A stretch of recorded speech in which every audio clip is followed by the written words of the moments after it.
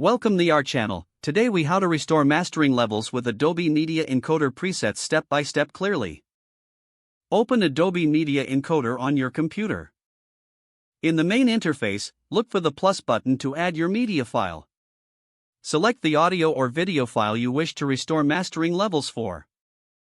Once your file is added, locate the preset column. Click on the drop-down menu next to your file's name. Browse through the available presets or use the search bar to find specific options. Choose a preset that suits your desired mastering level. After selecting your preset, check that output file column.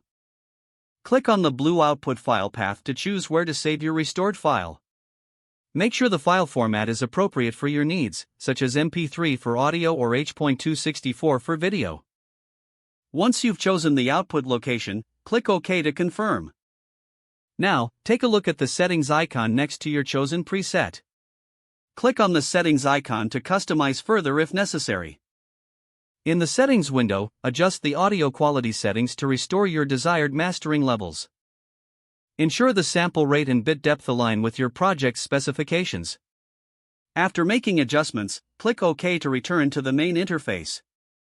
At this point, confirm all settings are correct and ready for encoding. Now, click on the green Start Queue button to begin processing.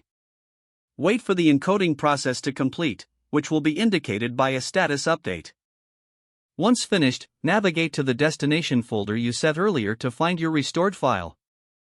Review your restored file to ensure that the mastering levels are as expected. You have successfully restored mastering levels using Adobe Media Encoder presets. If the page does not load, refresh the browser or try again in a private or incognito window.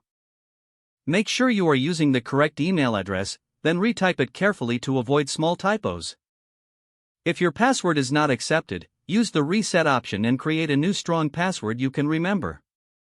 Check your spam folder for verification or security emails, then complete any requested confirmation steps. Enable two-factor authentication if available to improve account security and reduce unauthorized access risk. After signing in, review your profile details so your contact information and settings are accurate and current. Don't forget to like this video and subscribe to our channel for more step-by-step tech guides.